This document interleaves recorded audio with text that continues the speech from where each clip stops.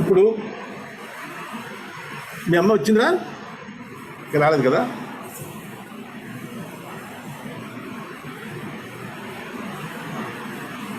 ఇప్పుడు మళ్ళీ పుట్టాడు. ఆత్మ మళ్ళీ కొత్త దేహాన్ని ధరించింది. దాని యొక్క పూర్వ వాసనలన్నీ దాంతోపాటు ఉన్నాయి కదా, అవి ఉన్నాయి. అవి ఉండటం వలన ఇక్కడ దాని యొక్క పుణ్య విశేషం బాగుంటే సత్సంగం దొరుకుతుంది. అంటే సత్పురుషులతోటి మైత్రి కలుగుతుంది. కలిగి దానివల్ల శాంత స్వభావం కలిగి ఎల్లప్పుడూ అంటే ఈ సత్సంగం వలన వచ్చే లాభం ఏంటంటే సర్వకాలంలో వాళ్ళందరూ కూడా ఆ భగవంతుడి మీదనే దృష్టి ఉంటుంది. మనసు దాని మీద లగ్నం ఉంటుంది. అలాంటి భక్తుల యొక్క సాంగత్యం లభించిన తన యొక్క కథలు వినటానికి, అంటే నా యొక్క కథలు అంటే రాముడు చెప్తున్నాడు కదా తారకి, నా యొక్క కథలు వినటం వలన ఏమవుతుందంటే అనన్య దుర్లభమైనటువంటి శ్రద్ధ పుడుతుంది. దానివల్ల ఈ శ్రద్ధ వల్ల చిదానంద స్వరూపం యొక్క జ్ఞానం కలుగుతుంది. ఈ స్వరూప జ్ఞానం వలన ఆచార్యులు, మంచి గొప్ప గొప్ప గురువులు దొరుకుతారు. ఇదంతా పూర్వజన్మ వాసన వలన ఒకటి వచ్చేటటువంటి లాభం అన్నమాట. ఈ ఆచార్యులు దొరికితే ఈ ఆచార్యుల ద్వారా ఏం జరుగుతుంది? జ్ఞానం లభిస్తుంది. తత్వమసి, ఇంకా ఇలాంటి పదాలు ఉన్నాయి. అహం బ్రహ్మస్మి, ఇట్లాంటివి పదాలు ఉన్నాయి. వీటి యొక్క అర్థాలు వాళ్ళ ద్వారా మనకి గురువుల ద్వారా లభిస్తాయి, తెలుస్తాయి. దాని వలన తదాచార్య ప్రసాదేన వాక్యార్థ జ్ఞానతః క్షణాత్ దేహేంద్రియ మనః ప్రాణాహం ఋతుభ్యః పృథక్షితం. వీళ్ళ వలన మనకి ఇవన్నీ తెలుస్తాయి. స్వాత్మానుభవతః సత్యం ఆనందాత్మానమద్వయం. నేనే అనే విషయం తెలుస్తుంది. ఈ తన యొక్క స్వకీయమైనటువంటి అనుభవం చేత ఈ ఆత్మ, ఇప్పుడు ఏ ఆత్మ అయితే దీని గురించి ఇప్పటిదాకా మాట్లాడుకున్నామో ఇది సచ్చిదానంద స్వరూపం అని, అద్వితీయమని, ఈ దేహానికి, ఇంద్రియాలకి, ఈ ప్రాణాలకి, అహంకారాలకి కంటే వేరుగా ఉన్నది అని గ్రహిస్తాం. మరి ఇప్పటిదాకా నేను చెప్పింది ఏమిటి? ఇవి మనస్సుతోటి సంబంధం కలిగి పక్కనే ఉండటం వలన ఇవన్నీ సంబంధం కలిగి ఇవన్నీ జరిగినాయని చెప్పాను. ఈ సంబంధాన్ని నువ్వు వదిలించుకోగలిగినప్పుడు ఇప్పుడు నేను చెప్పింది జరుగుతుంది. కాబట్టి అప్పుడు ఈ సంసారం నుంచి నువ్వు విముక్తుడిగా అవుతావు. నువ్వు అంటే ఏమిటి? నీలో ఉన్నటువంటి ఆత్మ విముక్తుడు అవుతావు. నేను నీకు నిజం చెప్తున్నాను, తారతో చెప్తున్నాడు. ఇప్పుడు నేను చెప్పిందంతా ఎప్పుడు కూడా ఎవరైతే ధారణ మననాలు అంటే చెప్పుకుంటూ ఉండటం, మననం మనసులో అవి అనుకుంటూ ఉండటం చేస్తూ ఉంటారో వాళ్ళని ఈ సంసార సుఖ దుఃఖాలు ఎప్పుడు అంటుకో. చాలా హాయిగా ఎప్పుడు ఇదే హాయి. ఏ హాయి? ఆనందానుభవం. ఏమిటా ఆనందానుభవం? సచ్చిదానందానుభవం. ఈ ఆనందానుభవం నీకు లభిస్తుంది. కాబట్టి ఓ తార, నువ్వు కూడా ఇవన్నీ ఆలోచించకు. నువ్వు నిర్మలమైనటువంటి మనసు కలిగిన దానిపై ఇదంతా జాగ్రత్తగా నువ్వు మననం చేసుకో. అప్పుడు నీకు ఈ కర్మబంధనాల నుంచి నువ్వు విముక్తురాలు అవుతావు. అంతేకాకుండా నువ్వు పూర్వజన్మలో నాకు ఉత్తమమైనటువంటి భక్తురాలు కాబట్టి నా యొక్క దర్శనం నీకు లభించింది. లేకపోతే నా దర్శనం నీకు లభించేది కాదు.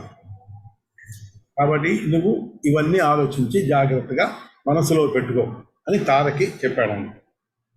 నా దివ్యమంగళమైనటువంటి ఇది చూడు ఎంత గొప్పగా ఇక్కడ రాముడు తారకి తానే భగవంతుడను అని చెప్తున్నాడు ఆయన. అందువల్లనే నీ యొక్క మోక్షం కోసం నా యొక్క స్వరూపాన్ని నీకు చూపించాను అన్నాడు. అంటే నేను పరమాత్ముడినే కదా అర్థం. ఆ పరమాత్మ స్వరూపాన్ని నీకు చెప్పాను. నా రూపాన్ని నీకు దర్శింపజేశాను. కాబట్టి నా యొక్క స్వరూపాన్నే మనసులో ధ్యానిస్తూ నా యొక్క నేను చెప్పినటువంటి ఉక్తులున్నాయే, ఉక్తులు అంటే సూక్తులు, ఈ మంచి ఈ మాటలు ఇవన్నిటిని నువ్వు మననం చేస్తూ ఉండు, నిన్ను ఈ కర్మఫలం అంటుకోదు అని శ్రీరాముడు ఆ తారకి చెప్పాడు. శ్రీరామేణోదితం సర్వం శ్రుత్వా తారా అతి విస్మిత దేహాభిమానజం శోకం త్యక్త్వా నత్వా రఘుత్వమం. రాముడు చెప్పినటువంటి మాటలన్నీ విని ఆవిడ ఆశ్చర్యమైపోయి అర్థం చేసుకొని దేహాభిమానం వలన వచ్చినటువంటి ఈ శోకం ఉంది కదా, వాలి నా భర్త, నా దేహం నాది, నేను అది అనేటువంటి దానివల్ల వచ్చినటువంటి శోకం ఉంది కదా, ఈ శోకాన్ని విడిచిపెట్టేసింది. ఆయనకి ప్రశాంతమైనటువంటి చిత్తంతో ఆ రఘుత్తముడికి నమస్కారం చేసి తనకి ఆత్మానుభవం జరిగింది. అయ్యి అప్పుడు సంతుష్టిరాలైంది, మనసులో జీవన్ముక్తి లభించింది. ఆత్మానుభవ సంతుష్ట జీవన్ముక్త బభూవ క్షణ సంగమ మాత్రేణ రామేణ పరమాత్మన. పరమాత్ముడైనటువంటి రాముడి చేతితో క్షణమాత్రం ఈ కాస్తసేపు ఆయనతో ఉండటం వలన జీవన్ముక్తురాలైపోయింది. ఆత్మానుభవంతో ఆవిడ సంతుష్టురాలైపోయింది. అనాది బంధం నిర్ధూయ ముక్తా సాపి వికల్మషురాలైపోయింది. సుగ్రీవోపి తచ్చుత్వా రామవక్త్రాత్ సమీరితం. సుగ్రీవుడు కూడా మరి ఈ మాటలన్నీ వింటున్నాడుగా. అంతకుముందే సుగ్రీవుడికి కొంత చెప్పి ఉన్నాడు. అతన్నేమో మొత్తం తన యొక్క ఇది పోగొట్టుకొని నాకు రాజ్యం అక్కర్లేదు, నీ యొక్క పాదాలను నేను చూస్తే చాలని చెప్పి చెప్పుకున్నాడే. అలాంటిది ఇప్పుడు మళ్ళీ రాముడి యొక్క మాటలు వినగానే సుగ్రీవుడు కూడా ఇవన్నీ విని ఆ రాముడి నోట్లోంచి వచ్చినటువంటి మాటలన్నీ కూడా తన యొక్క అజ్ఞానాన్ని పోగొట్టుకున్నాడు. జహావజ్ఞానమఖిలం స్వస్థచిత్తో అభవత్తదా. అఖిలమైనటువంటి తన యొక్క అజ్ఞానాన్ని పోగొట్టుకున్నాడు సుగ్రీవుడు. పోగొట్టుకుని ఆ పరమేశ్వరుడైనటువంటి ఆ శ్రీరామచంద్రుడిని మనస్ఫూర్తిగా ధ్యానించాడు.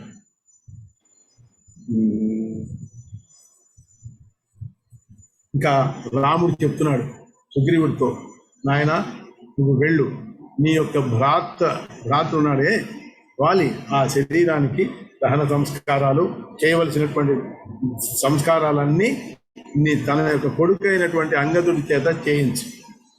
అంగదుడిని తీసుకువెళ్ళు, ఇది నా యొక్క ఆజ్ఞ, వంశ పరంపరంగా ఆగతంగా వచ్చేటటువంటి సంస్కారాలన్నీ కూడా అతనికి చేయించు అని చెప్పాడు. అలాగే అని సుగ్రీవుడు వాలి శరీరం సామాన్యం కాదు, గుర్తుపెట్టుకోండి. వాలి యొక్క తన యొక్క ఒక దీంతో ఆ దుందుభిని యోజన దూరం పడేశాడు. అంటే ఎంతటి బలిష్ఠుడు, అంతటి వాడి యొక్క కళేబరాన్ని ఎత్తాలంటే ఎంతో మంది బలిష్ఠులైనటువంటి వాళ్ళు రావాలి. వాళ్ళందరూ వచ్చి వాళ్ళ యొక్క కళేబరాన్ని ఎత్తి ఆ పుష్పమయమైనటువంటి అంటే పూలతో అలంకరించినటువంటి ఒక వాహనం మీద దాన్ని ఉంచారు. ఉంచి సర్వమైనటువంటి రాజ్యలాంఛనాలతోటి ఆ బేరి, భీంకార, దుందుభి ఇవన్నీ ఈ డప్పులు వీటన్నిటితోటి ఈ స్వనాలతోటి తీసుకెళ్ళి ఆయనకి దహన సంస్కారాలు, అంత్యక్రియలు చేసేసారు.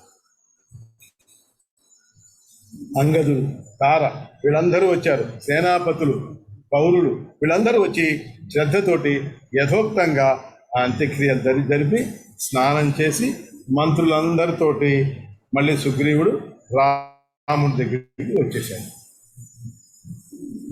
ఇప్పుడు రాముడికి ఆయన యొక్క పాదాలకి సుగ్రీవుడు ప్రణమిల్లాడు. నత్వా రామస్య చరణౌ సుగ్రీవః ప్రాహృష్యతి రాజ్యం ప్రశాధి రాజేంద్ర వానరాణాం సమృద్ధిమత్. ఆయన నేను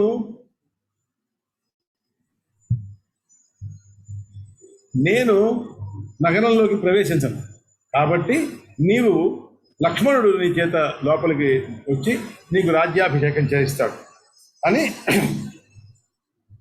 అంటే ఆయన అన్నాడు, నాకు రాజ్యం ఏంటయ్యా, ఈ సర్వసమృద్ధమైనటువంటి వానర రాజ్యాన్ని మొత్తాన్ని నువ్వే శాసించు, ఇది నీదే, నువ్వు రాజులకే రాజు అయినటువంటి వాడివి, రాజేశ్వరుడివి నీవు, నేను నీకు దాసుణ్ణి, నేను కూడా లక్ష్మణుడిలాగా నీ యొక్క పాదపద్మాలకి నమస్కరించి నీకు నేను సేవ చేస్తూ ఉంటాను అని సుగ్రీవుడు అన్నాడు. అక్కడ చూసారా ఎంత గొప్పగా ఆ సుగ్రీవుడి యొక్క మనసు వచ్చేసింది, నాకు రాజ్యం వచ్చేసిందని పొంగిపోలే ఆయన. అప్పుడు రాముడు అంటున్నాడు, ఎందుకయ్యా నువ్వు భయపడతావు అలాగా, నువ్వే నేను, నీవే నేను. ఇక్కడ చూడండి, త్వమేవాహం అంటే నీవే నేను, త్వమేవాహం న సందేహ శీఘ్రం గచ్చ మమ ఆజ్ఞయా, నేను చెప్తున్నాను కదా నా ఆజ్ఞ ప్రకారం వెళ్ళు. పురరాజ్యాధిపత్యే త్వం స్వాత్మాన అభిషేచయ, చక్కగా రాజ్యాభిషేకం చేసుకొని నేను ఇంకొకటి చెప్తున్నాడు, నగరం న ప్రవేశ్యామి, నేను రాను నగరంలోకి, చతుర్దశ సమాసఖే, ఓ సకుడా 14 ఏళ్ళు నేను నగరంలోకి ప్రవేశించను. ఆగమిష్యతి మే భ్రాత లక్ష్మణం పత్తనం తవ, పత్తనం అన్న పట్టణం అన్న ఒకటే, ఈ లక్ష్మణుని ప్రవేశిస్తాడు, నీతో పాటు లోపలికి వచ్చి నీకు రాజ్యాభిషేకం చేస్తాడు అని రాముడు చెప్తున్నాడు. అంగదం యౌవరాజ్యే త్వమభిషేచయ సాదరం, అంగదుడికి నువ్వు రాజ్యాభిషిక్తుని చెయ్యి, అంటే యవ్వరాజ్యాభిషిక్తుని చెయ్యి, ఎందుకంటే నువ్వు రాజువి, అతను యువరాజు అవుతాడు. అంటే నిజానికి సుగ్రీవుడికి పిల్లలు లేరు, వాలి కొడుకే సుగ్రీవుడి యొక్క కొడుకు అవుతున్నాడు, కాబట్టి అంగదుడికే ఈ యవ్వరాజ్యాభిషేకం జరగబోతుంది. అహం శిఖరే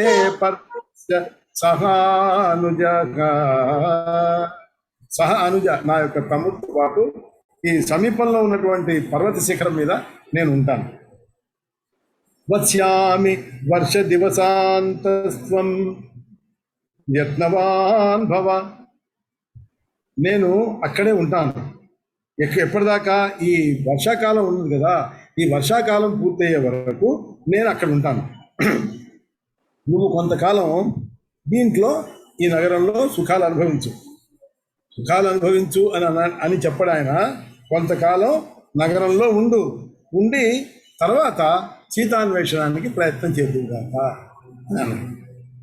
కించిత్ కాలం పురే స్థిత్వా సీతాయా పరిమార్గణే సాష్టాంగం ప్రణిపత్యాయ సుగ్రీవో రామపాదయో యదాజ్ఞాపయసే దేవ తథైవ కరోమ్యహం.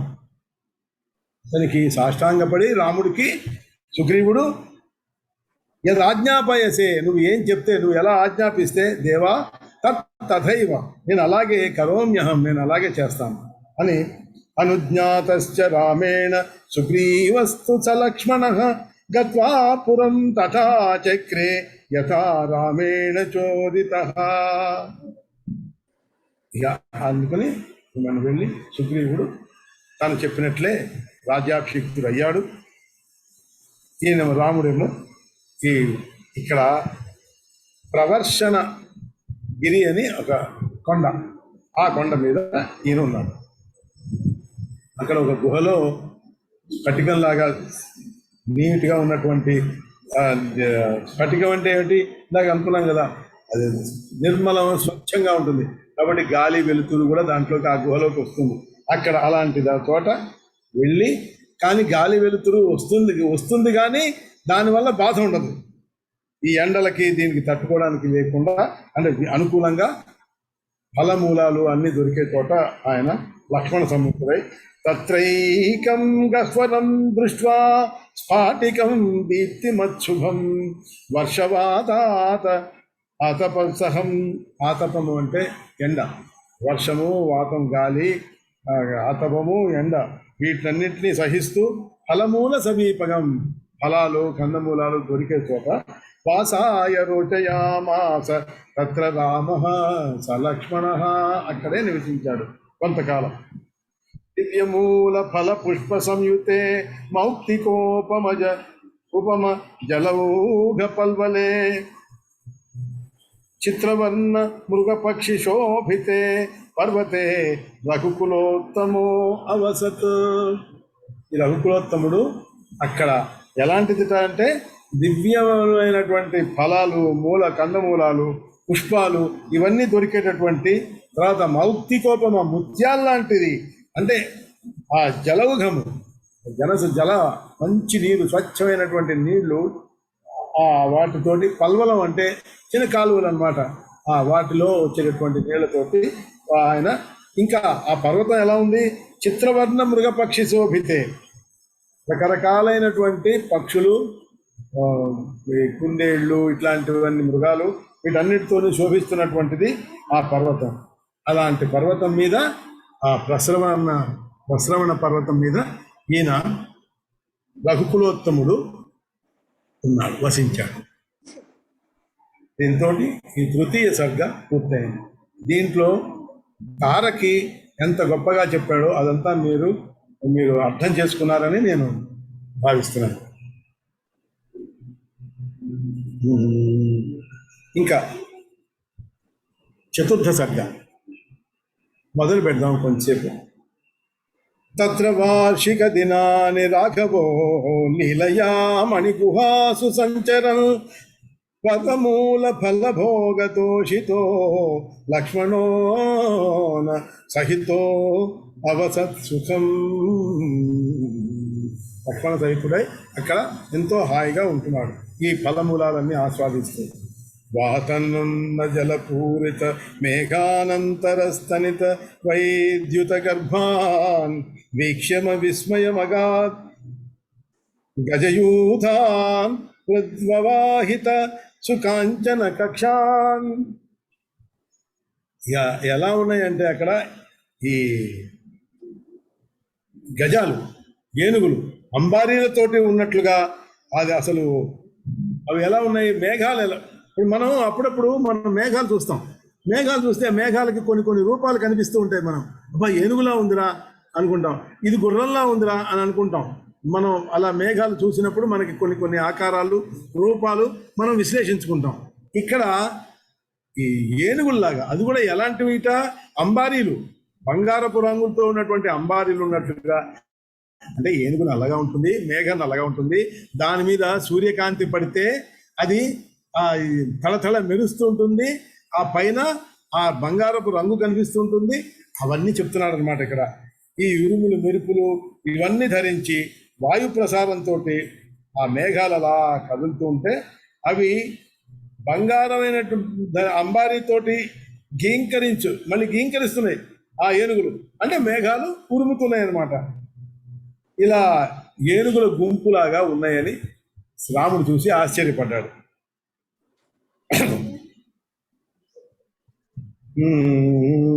నవఘాసం సమాస్వాద్య హృష్టపుష్ట మృగద్విజా ధావంతః పరితో రామం వీక్ష్య విస్ఫారితే క్షణ. ఇవన్నీ చూసి ఆ కింద ఉన్నటువంటి లేత పచ్చిక, అది ఎంతో చక్కగా ఆస్వాదించి కేరింతలు వేసేటటువంటి మృగాలు, లేళ్ళు ఇవన్నీ కింద చిన్న పచ్చిక తింటూ ఉంటాయి కదా, అవి ఆస్వాదించి అవి అరుస్తున్నవి. ఈ తర్వాత పక్షుల యొక్క ఇవన్నీ చూసి విస్ఫారించినటువంటి నేత్రాలతో రాముడు అవి చూసి ఆశ్చర్యపడ్డాట. ఇవి ఎలా ఉన్నాయి? కొన్నేమో ఆ పక్షులు, కొన్ని ఆ మృగాలు అవి ఇవన్నీ తింటూ కళ్ళు మూసుకొని మునిపుంగవల్లాగా ఉన్నట్టు అవి. అసలు రాముడి యొక్క రావడం కూడా అవి చూడటంలా, వాటి యొక్క ఆనందంలో అవి ఉండిపోయినాయి. అవన్నీ చూస్తున్నాడు. ఇట్లాంటివన్నీ చూసి ఒక్కసారిగా రాముడిని చూసి అవన్నీ దగ్గరికి వచ్చి రాముడిని సేవించినాయి.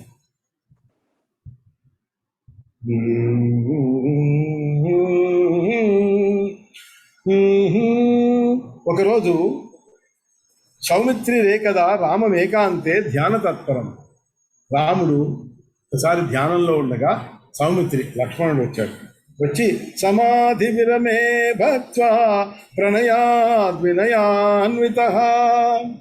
ఎప్పుడైతే రాగానే ఆయన సమాధిలోంచి బయటకు రాగానే అడుగుతున్నట్ట ఈ లక్ష్మణుడు, దేవా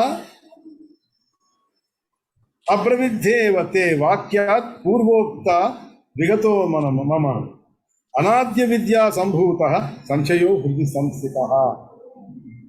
నువ్వు ఇంతకుముందు వీళ్ళందరితోటి విద్య గురించి అవిద్య గురించి వాటి గురించి ఎన్నో చెప్పావు. దాదాపు నా మనసులో ఉన్నటువంటి సంశయం అంతా ఈ అవిద్య గురించి నువ్వు చెప్పిన వాటి గురించి అదంతా సంశయం తొలగిపోయింది. ఇదానీం శ్రోతుమిచ్చామి క్రియామార్గేణ రాఘవ భవదారాధనం లోకే యథా కుర్వంతి యోగినః. నాకు అన్ని పోయినాయి, కానీ ఒక్క మాట మాత్రం నీ దగ్గర నేను వినాలని ఉందయ్యా రామచంద్ర. ఏంటంటే ఈ యోగులు ఈ సంసారంలో క్రియామార్గంలో ఎలా నిన్ను పూజిస్తారు, ఎలా ఆరాధిస్తారు. క్రియామార్గం అంటే పనులను చేసుకుంటూ నిన్ను ఆరాధించాలి. ఎలా? ఇప్పుడు పెద్ద పెద్ద వాళ్ళందరూ ఈ మాటే చెప్తున్నారు. ఎవరెవర పెద్దవాళ్ళు? ఇదమేవ సదా ప్రాహుర్యోగినో ముక్తి సాధనం. ముక్తి సాధనం ఇదే అంటున్నారు యోగులందరూ. ఎవరా యోగులు? నారదోపి తథా వ్యాసో బ్రహ్మ కమల సంభవ. నారదుడు, వ్యాసుడు, కమల సంభవుడైనటువంటి ఈ పరమాత్ముడైనటువంటి బ్రహ్మదేవుడు, వీళ్ళందరూ కూడా ఇదే ముక్తి సాధనం అని చెప్తున్నారు. మరి మరి ఏమిటి? నాకు ఇదొక్కటి నాకు సరిగ్గా అర్థం కావట్లేదు. దీని గురించి చెప్తారు స్వామి. బ్రహ్మక్షత్రాది వర్ణానాం ఆశ్రమాణం చ మోక్షదం శ్రీశూద్రాణం చ రాజేంద్ర సులభం ముక్తి సాధనం తవ భక్తాయ మే భ్రాత్రే బ్రూహి లోకోపకారకం. రకరకాలైన బ్రాహ్మణ, క్షత్రియ, వైశ్య, శూద్ర ఈ సకల వర్ణాలు ఉన్నాయి. వర్ణాశ్రమ ధర్మాలని అంటారు చూసారా, అవి అన్నమాట. ఈ వర్ణాలు ఉన్నాయి. బ్రహ్మచర్యము, గృహస్థాశ్రము, సన్యాసము ఇవన్నీ ఉన్నాయి. వానప్రస్థము ఇవన్నీ ఈ ఆశ్రమాలు వాళ్ళు మోక్షం పొందేటటువంటి సాధనం ఇదే అంటున్నారు. అంతేకాకుండా ఓ రాజేంద్ర, ఓ రామ, స్త్రీలకు వేదాలు ఇవన్నీ చదువుకోవడానికి వీల్లేదన్నారు కదా, శూద్రులకి కూడా ఇవన్నీ చదువుకోవడానికి వీల్లేదన్నారు కదా. ఈ స్త్రీ శూద్రులకి సైతం ఇదే ముక్తికి సులభోపాయము అని చెప్తున్నారు. ఏమిటిట స్త్రీ అది సులభోపాయం? ఇందాక అడిగిన ప్రశ్న చూడండి. ఆయన ఏమంటున్నాడు? యోగులు వీళ్ళందరూ ఈ సంసారంలో క్రియామార్గంతో ఎట్లా నిన్ను ఆరాధించాలి అని అడుగుతున్నారు కదా. క్రియామార్గంలో కనుక నిన్ను ఆరాధిస్తే అదే ముక్తి మార్గానికి సులభం అని అంటున్నారు. కాబట్టి మరి నీ భక్తుణ్ణి నేను అంతకు ముందు మించి అనురాగం, ఆదరం కలిగినటువంటి నీ యొక్క సోదరుణ్ణి, కాబట్టి లోకాలకి ఉపకారం చేసేటటువంటి ఈ విషయాన్ని నాకు నువ్వు చెప్పు స్వామి అని అడుగుతాడు లక్ష్మణుడు.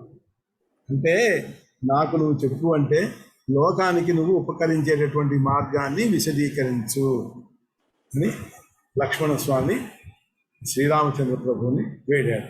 శ్రీరామచంద్రుడు లక్ష్మణుడికి ఏం చెప్పాడు అనేది మనం రేపు చెప్పుకుందాం. ఏమైనా అడగాలనుకుంటే అడగండి, అయితే రాధానామని చెప్పుకుందాం.